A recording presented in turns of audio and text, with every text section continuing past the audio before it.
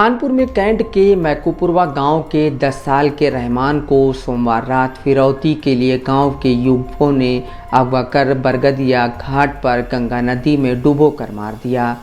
अपहरणकर्ताओं ने रहमान को अगवा करने की योजना 2 महीने पहले ही बना ली थी। बरगदिया घाट पर जब रहमान को ले जाया गया तो उसको कुछ शक हुआ।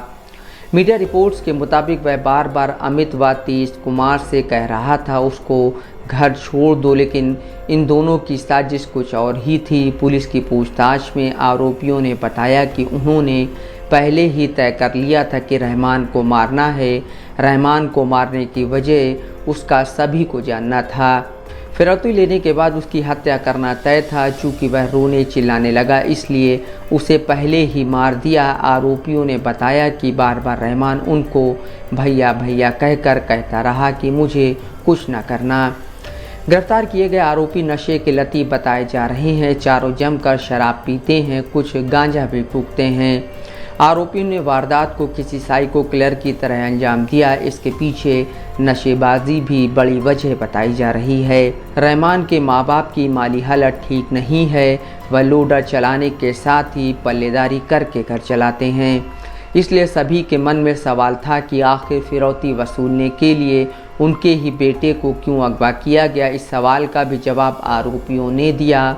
उन्होंने बताया कि रहमान का चाचा चांद है जिनकी बिस्किट की फैक्ट्री है। उनको यकीन था कि जब फिरौती मांगेंगे तो भतीजे के लिए चांद पैसे देगा, इसलिए रहमान को निशाना बनाया। रहमान की मां शबनम का रो रो कर बुरा हाल है। वो रोते बिलखते हुए मीडिया को बताती हैं, मेरा रहमान बहुत सीधा था, ना मेरी किसी से दुश्मनी थी। गांव में ही वह खेलता रहता था। आज वही 4 लोगों ने उसकी जान ले ली। आखिर मेरे मासूम बच्चे का क्या कसूर था।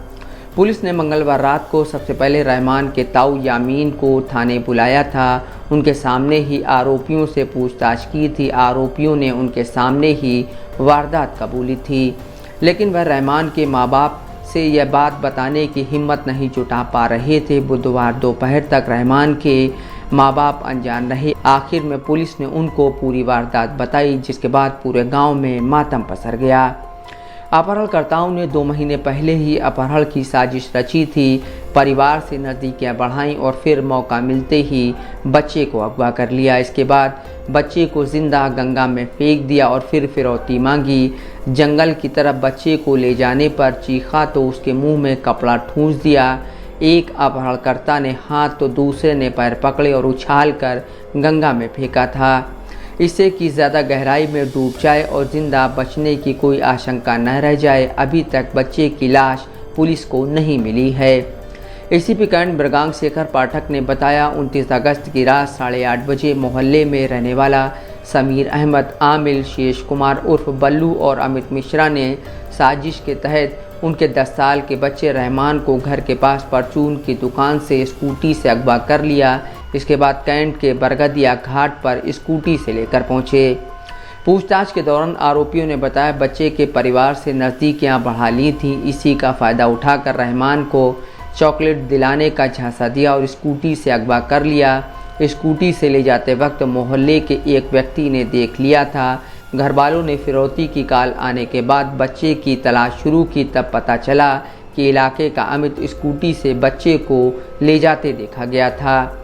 बच्चा अंधेरे में और गंगा किनारे ले जाने पर चिल्लाया तो उसके मुंह में कपड़ा ठूस दिया। आरोपियों ने बताया कि बच्चा बार बार यही कहता रहा, मुझे छोड़ दो, अब्बू के पास जाना है। लेकिन आरोपियों का कलेजा नहीं पसीजा और समीर ने हाथ और आमीन ने पैर पकड़कर झुलाते हुए गंगा में फेंक दिया। काफ़ी देर तक खड़े रहे कि बच्चा बहकर किनारे तो नहीं आ गया। करीब 20 मिनट तक गंगा के तेज़ बहाव में देखने के बाद वहां से निकले और 6 लाख की फिरौती के लिए फ़ोन किया। कैंट थाने की पुलिस ने चारों आरोपियों का मेडिकल परीक्षण और फॉरेंसिक जांच कराई। जांच के दौरान कुकर्म की पुष्टि नहीं हुई। कैंट थाना प्रभारी का कहना है कि पुलिस फॉरेंसिक और मेडिकल जांच में तो कुकर्म करने की पुष्टि नहीं हुई है। अब शव मिलने के बाद ही स्पष्ट हो सकेगा।